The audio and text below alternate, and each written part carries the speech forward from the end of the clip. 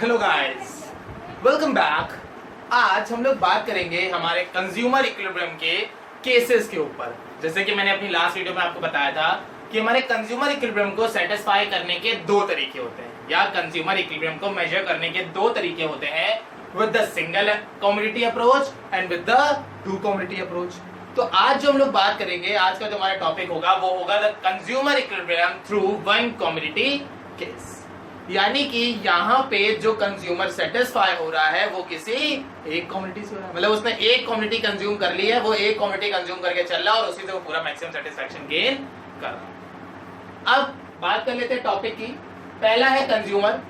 तो कंज्यूमर मेरा कोई भी पर्सन जो किसी भी गुड्स या सर्विसेज को इस्तेमाल करता है अपनी नीड या वांट को सेटिस्फाई करने के लिए, वो कहलाता है कंज्यूमर। तो consumer is a person, an institution, a firm, a factory, anything which can use goods and services for satisfy their needs। वो पर्सन या इंस्टीट्यूशन, वो फर्म या कोई भी ऐसी चीज जो किसी भी गुड्स या सर्विसेज को इस्तेमाल कर रहा है अपनी नीड या वांट को सेटिस्फाई करने के लिए, वो मेरा कहलाता है कंज्यूमर। अब दूसरा है मेरा equilibrium.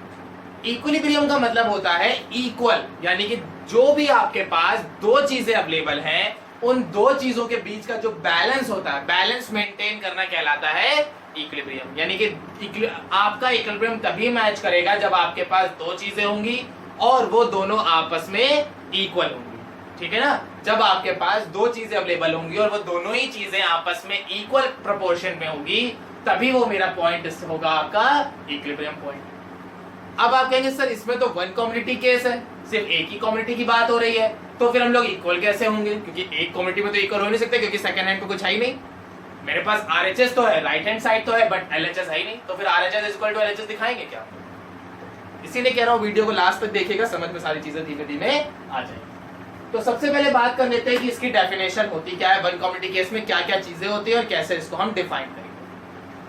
The equilibrium is struck, जो मेरा इक्विलिब्रियम है वो कहां पे स्ट्रक होगा? Is struck when rupee worth of satisfaction, यानी कि जितना रुपए हम खर्चा कर रहे हैं on the consumer aspect is get to equal to the rupee worth of satisfaction that he actually get. यानी कि वो एक्सपेक्टेशन कितनी कर रहा है और उसे एक्चुअली में मिला कितना है, वो रूपी वर्थ ऑफ सेटिस्फैक्शन मेरा कहलाता है consumer equilibrium with the one community case. यानी कि इसमें कंज्यूमर जो है वो दो चीजों पे बेस करता है। पहला कि वो एक्चुअली में खर्चा कितना करना चाहता है, और दूसरा उसने खर्चा किया कितना।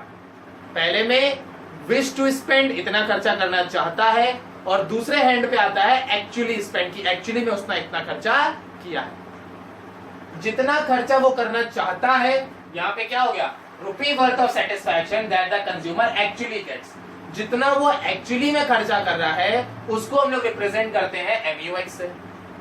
जो भी पर्सन जितना रुपए एक्चुअल में खर्चा कर, जैसे आप मार्केट में गए, आपने मार्केट में सोचा कि यार अब 100 रुपए तक का सामान ले लेंगे, ठीक है ना? आप क्या सोच के गए कि भाई मैं 100 रुपए तक का सामान ले लूंगा।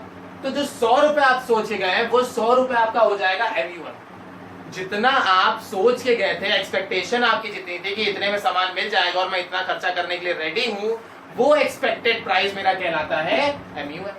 तो MUM मेरा क्या है? Rupee worth of satisfaction that the consumer expect to get. कि कंज्यूमर यहाँ पे कितना एक्सपेक्टेशन रखे हुए था कि उसको इतने सेटिस्फैक्शन तो मिल ही जाएगी, वो मेरा कहलाता है MUM। तो जितना कंज्यूमर एक्सपेक्ट करता है कि उसको कितनी सेटिस्फैक्शन मिलेगी, वो कहलाता है MUM। और जितनी सेटिस्फैक्शन उसको एक्चुअली में मिलती है, जितनी सेटिस्फैक्शन उसको एक्चुअली में मिलती है, वो एक्चुअल सेटिस्फैक्शन कहलाती है MUX। Expected satisfaction MUM, actual satisfaction MUX। फिर मेरा आता है PX। PX का मतलब होता है प्राइस ऑफ कमोडिटी X, यानी जो चीज आप खरीदने जा रहे हैं उस चीज का प्राइस कितना है। तो जितना उस चीज का प्राइस होगा वो उसके प्राइसेस हो जाएंगे। ठीक? तो जो मेरे कंज्यूमर इक्विलिब्रियम की स्टेज होती है वो कौन सी होती है?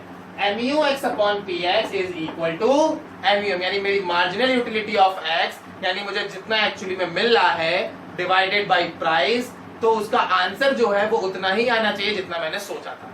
तो मेरी जो consumer equilibrium one commodity case की जो इक्विलिब्रियम कंडीशन है वो है MUX/PX is equal to MUM। तो ये जो मेरी कंडीशन है, ये कंडीशन मेरी है आपकी इक्विलिब्रियम की। ठीक, अब एक शेड्यूल मैंने यहाँ पे तैयार किया हुआ है। इस शेड्यूल में मेरे पास यूनिट है MUX है, MUX यहाँ पे गिवन है। ठीक, अब हमें चाहिए क्या कि प्राइस होना चाहिए मेरे पास, तभी तो कम्युनिटी पता चलेगा। तो यहाँ पे हमने लेट कर लिया price is equal to 4 rupees.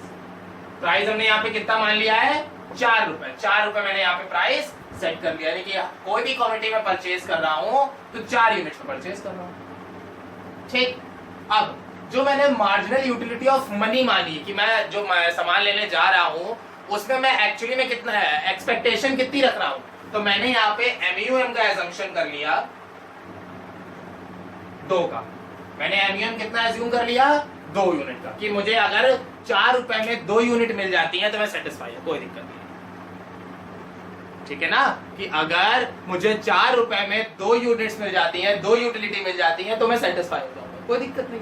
ठीक, अब सबसे पहले फॉर्मूले के हिसाब से आते हैं। हमने पहली यूनिट कंज्यूम करी, फर्स्ट यूनिट, हमें MUX कितना मिला, 20 का, तो MUX की जगह कितना लिख देंगे, 20। प्राइस कितनी है मेरी, 4 रुपए, यानी कि 20 डिवाइडेड बाई 4 कितना आ जाएगा, 5। तो MUM कितना आ गया, 5। तो पहले केस में MUM कितना था, 5, यानी हमें ज्यादा मिल रहा है। ठीक, इसको ग्राफ से पहले शो कर देते हैं। फर्स्ट यूनिट में 20, तो फर्स्ट यूनिट मैंने मार्क कर दिया 20, सेकेंड में 18, तो सेकेंड में 18, थर्ड में 16, 16, फोर्थ में 8, 8, फिफ्थ में 4, 4, सिक्स में 0 एंड 7 में -4। ये हो गया मेरा मार्जिनलिटी ऑफ X। प्राइस मैंने कितना सोचा हुआ था, यहाँ पे प्राइस मैंने सोचा हुआ था 4 रुपए के हिसाब से, तो प्राइसेस मैं यहाँ पे कितने ले लूंगा, 4 रुपए के ले लूंगा।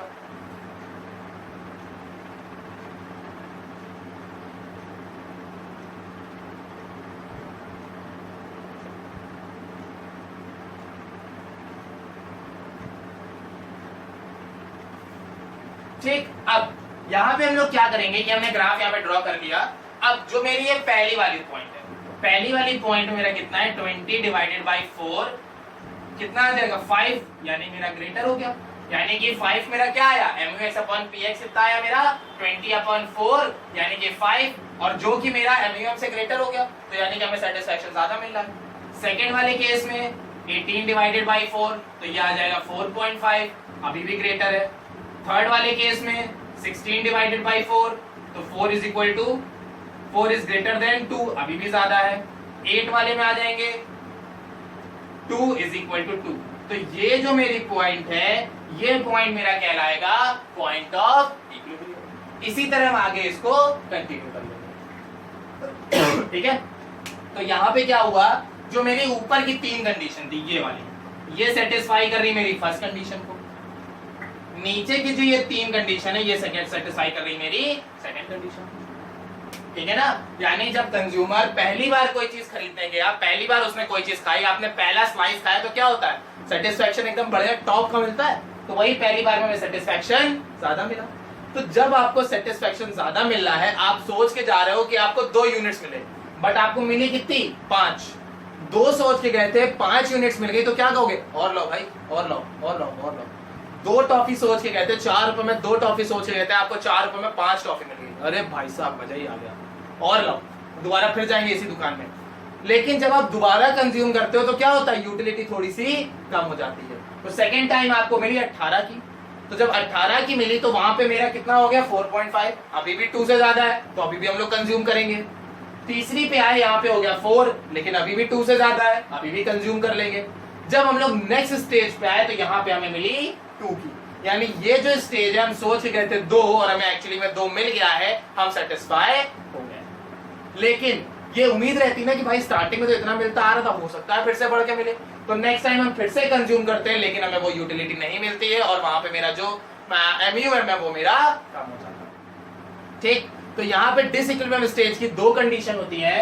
पहला, MUX/PX is greater then MUM, यानी जो ऊपर की ये 3 कंडीशन है, इसमें मेरा MUX ग्रेटर है ना, तो MUX/PX is greater then MUM, यानी कि इस सिचुएशन में, फर्स्ट वाली सिचुएशन में मेरे कंज्यूमर को यूटिलिटी ज्यादा मिल रही है, कंज्यूमर को यूटिलिटी ज्यादा मिल रही, तो क्या करेगा, वो कंजप्शन ज्यादा करेगा।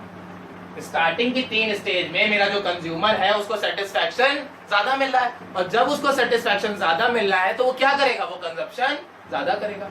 बट जैसे ही वो कंजप्शन इंक्रीज करेगा, पहली से दूसरी, दूसरी से तीसरी, तीसरी से चौथी, जैसे जैसे वो कंजप्शन इंक्रीज करता जाएगा, according to the law of DMU, law of diminishing marginal utility, हर एडिशनल यूनिट्स पे उसकी मार्जिनल यूटिलिटी क्या होती जाएगी, कम होती जाएगी। तो हर एडिशनल यूनिट पे उसकी मार्जिनल यूटिलिटी कम होगी, पहले 5 थी, फिर 4.5 हुई, फिर 4 हुई, फिर 2 हो गई। तो हर एडिशनल यूनिट पे उसकी यूटिलिटी कम हो रही है, और जब उसकी यूटिलिटी कम हो रही है तो एक स्टेज आएगी जहां पे वो दोनों फिर से इक्वल हो जाएंगे।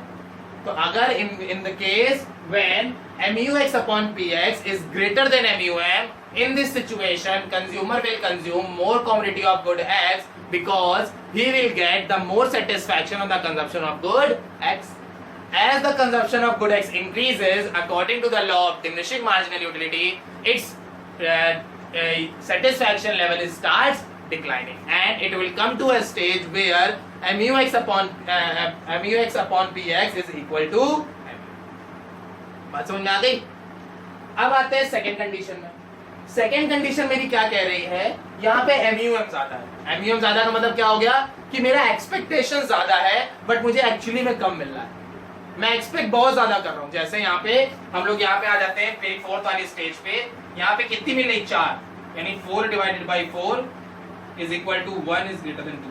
यानी यहाँ पे हम सोच के जा रहे थे हमें 2 मिलेंगी, बट एक्चुअली में हमें मिली कितनी, सिर्फ 1 ही मिली ना।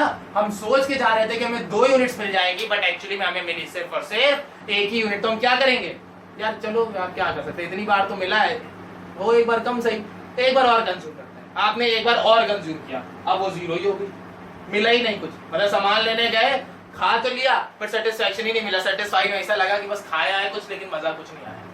ठीक, तो जब आपकी MUM ग्रेटर होगा, आपकी जो आप एक्सपेक्टेशन है वो ज्यादा रख रहे हो और एक्चुअली में जो मिल रहा है वो कम मिल रहा है, तो हम क्या करेंगे, कंजप्शन रोक देंगे, कंजप्शन कम कर देंगे। और जैसे ही आप किसी भी कम्युनिटी का कंजप्शन कम कर दोगे तो जो उसका सेटिस्फैक्शन है या जो उसकी डिमांड है, यानी उसकी जो चाहत है कि हाँ मुझे ये गुड्स चाहिए, वो इंक्रीज हो जाएगा, उसका सेटिस्फैक्शन लेवल इंक्रीज हो जाएगा।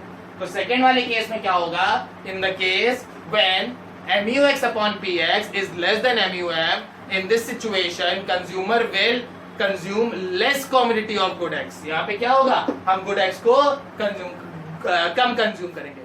As the consumption of good X decreases, according to the law of DMU, its marginal utility starts increasing।